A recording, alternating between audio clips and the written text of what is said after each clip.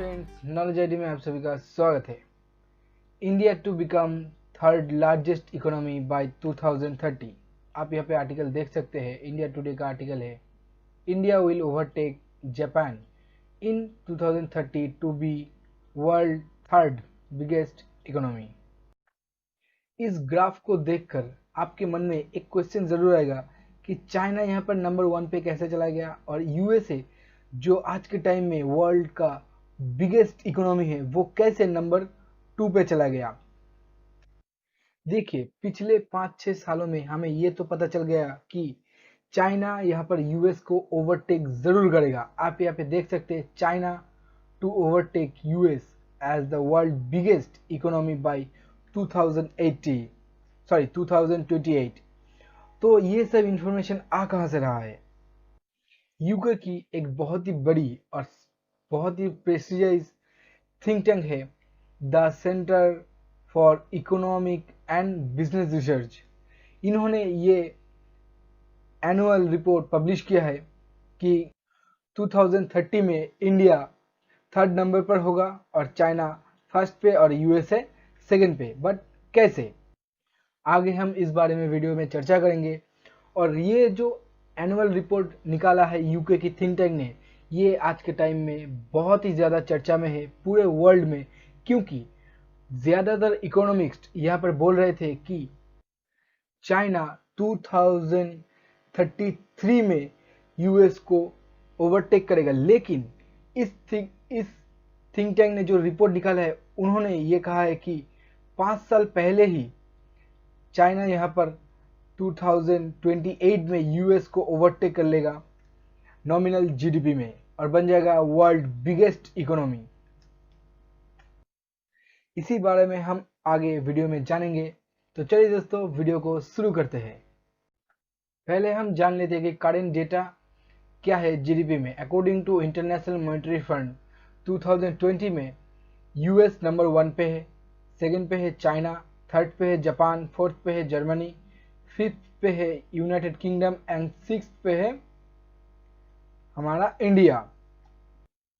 देखिए, the centre for economic and business research, इन्होंने Saturday को एक एनुअल रिपोर्ट पब्लिश किया था यहाँ पर, और उन्होंने ये कहा था कि 2030 में इंडिया नॉमिनल जीडीपी में नंबर 3rd रैंक पर होगा और चाइना यहाँ पर नंबर 1 रैंक होल्ड कर रहा होगा। बट कैसे? इसके बारे में हम आगे वीडियो में जानेंगे। आप यहाँ पे देख सकते हैं, India which appears to have push back to being the world 6th biggest economy in 2020।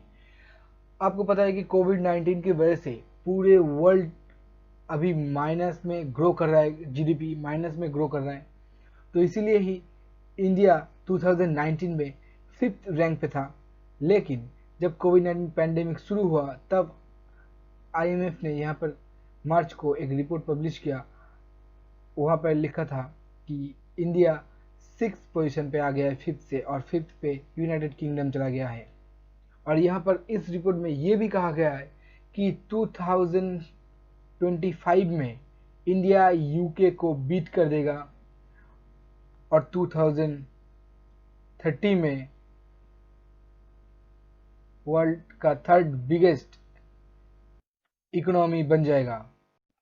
और इन्होंने ये भी कहा है कि Indian economy will expand by 9% in 2021 and by 7% in 2022।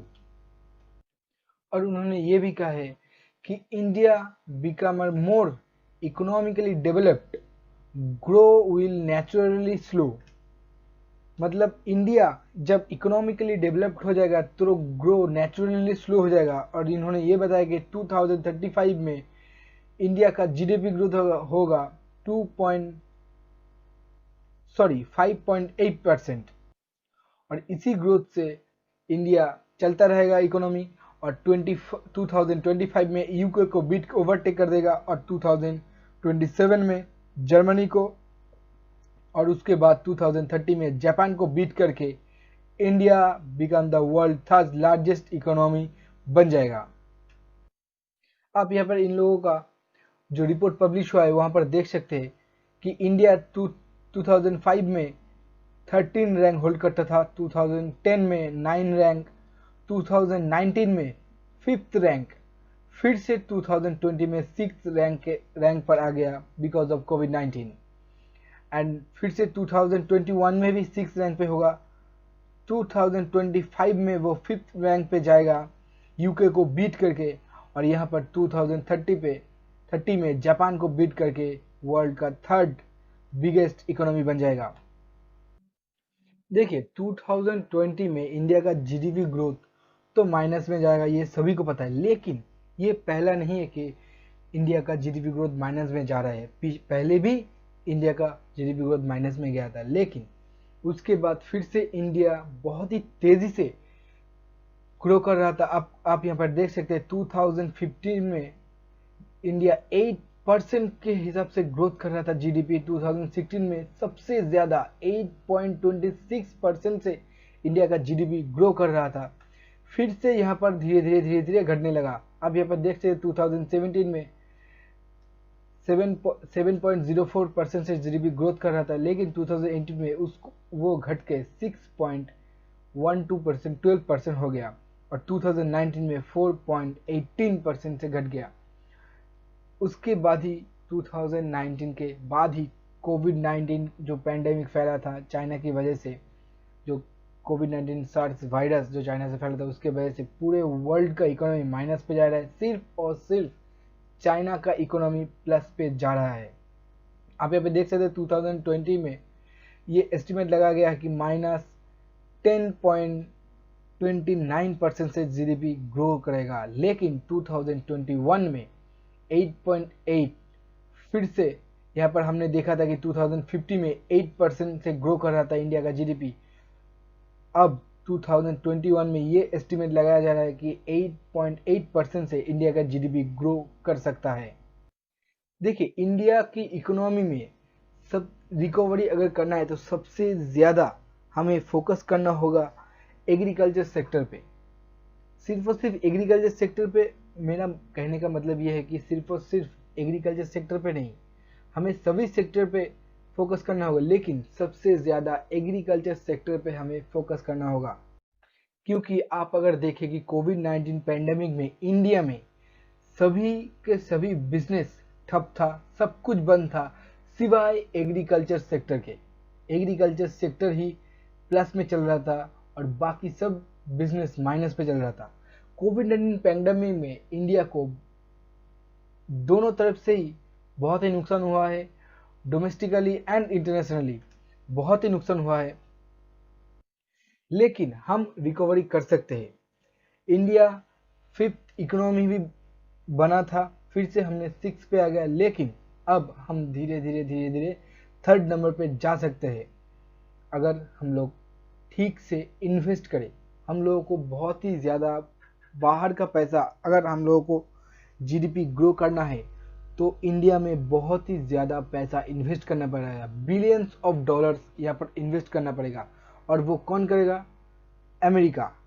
सभी को लगता है कि अमेरिका यहाँ पर बहुत ही ज़्यादा इन्वेस्ट करने वाला है इंडिया के ऊपर। आपको पता है कि कुछ दिन पहले अमेरिका ने इंडिया के प्राइम मिनिस्टर हमारे नरेंद्र मोदी जी को सबसे बड़े मिलिट्री अवार्ड से उनको सम्मानित किया गया है, और यह भी बताया जा रहा है कि अमेरिका अगले कुछ सालों में इंडिया में बिलियंस ऑफ डॉलर्स इन्वेस्ट करने वाला है इंडिया के इंफ्रास्ट्रक्चर को खड़ा करने के लिए। लेकिन उससे पहले हमें फोकस करना होगा वैक्सीनेशन पर।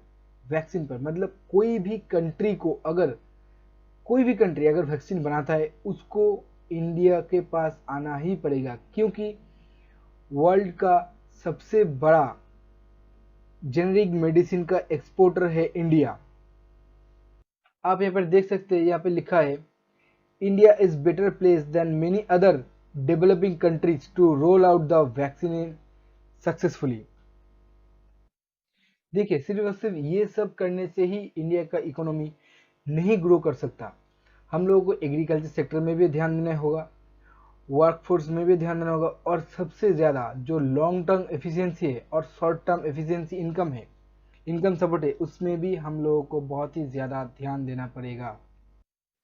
देखिए, कोविड-19 के पैंडेमिक के अंदर, क्राइसिस के अंदर इंडियन गवर्नमेंट ने यहाँ पर बहुत ही ज़्यादा मनी स्पेंड किया है ताकि इंडियन इकोनॉमी स्टेबल रह सके। लेकिन हम सभी को पता है कि पैंडेमिक के अंदर पूरे वर्ल्ड का जीडीपी माइनस में जाने वाला है और उसके अंदर इंडिया भी आता है, इंडिया का भी जीडीपी माइनस में जाने वाला है। अगर आप इंडियन गवर्नमेंट के जो मनी स्पेंड किया है हमारी कंट्री के अंदर उसको अगर परसेंटेज में देखें तो 89% इन 2020, जीडीपी का 89% यहाँ पर गवर्नमेंट ने स्पेंड कर दिया है सिर्फ और सिर्फ कोविड-19 क्राइसिस में। अब धीरे धीरे अनलॉक हो रहा है, आपको पता है कि धीरे धीरे अनलॉक हो रहा है, तो तभी यहाँ पर इन्वेस्टमेंट अगर अनलॉक होगा तभी इंडिया के अंदर सभी कंपनियां, हर एक कंट्री इंडिया के अंदर इन्वेस्ट करना चाहेगा और उसके बाद ही इकोनॉमी धीरे धीरे ग्रो करेगा। देखिए कैसे ग्रो करेगा, अगर इंफ्रास्ट्रक्चर होगा, अगर कोई भी मैन्युफैक्चरिंग यूनिट, नया मैन्युफैक्चरिंग यूनिट यहाँ पर आएगा। आपको पता है कि फेडेक्स, अमेरिका का कंपनी फेडेक्स, उसके बाद सैमसंग का वर्ल्ड का सबसे बड़ा जो मैन्युफैक्चरिंग यूनिट है वो इंडिया के अंदर है। तो कैसे ग्रो करेगा, अगर आप कुछ भी इंफ्रास्ट्रक्चर, अगर कुछ भी ब्रिजेस, बड़े बड़े बिल्डिंग्स, बड़े बड़े इंफ्रास्ट्रक्चर अगर खड़ा करेंगे तो उसके लिए मजदूर की, आपको लोगों की आपको ज़रूरत पड़ेगी और उसी लोगों को आपको जो भी सैलरी देंगे वही सैलरी आगे जाकर इंडिया की ग्रोथ में काम आएगा। क्यों? क्योंकि अगर बाहर का कोई भी कंपनी अगर इंडिया में इन्वेस्ट कर रहा है तो बाहर से पैसा आ रहा है, बाहर से पैसा आके इंडिया में आ रहा है तो इंडिया के लोगों के अंदर, मतलब जो भी इम्प्लॉयज वहाँ पे काम करेगा उसमें बढ़ रहा है, तो वो पैसा इंडिया में ही रहेगा। जो भी इन्वेस्टमेंट आएगा वही इंडिया में रहेगा। उसी पैसे से ही इंडिया की इकोनॉमी आगे धीरे धीरे ग्रो कर सकती है और बाद में, जैसा कि इस थिंक टैंक ने कहा है कि बाद में 2030 में इंडिया वर्ल्ड का थर्ड बिगेस्ट इकोनॉमी बन सकता है। यही तक था हमारा टॉपिक दोस्तों। अगर आपको ये वीडियो अच्छा लगे तो वीडियो को लाइक करना, दोस्तों के साथ शेयर करना और इसी तरह के वीडियोस, वर्ल्ड अफेयर्स और करंट अफेयर्स के वीडियोस पाने के लिए चैनल को सब्सक्राइब कीजिए। थैंक यू दोस्तों watching for this video. Bye bye.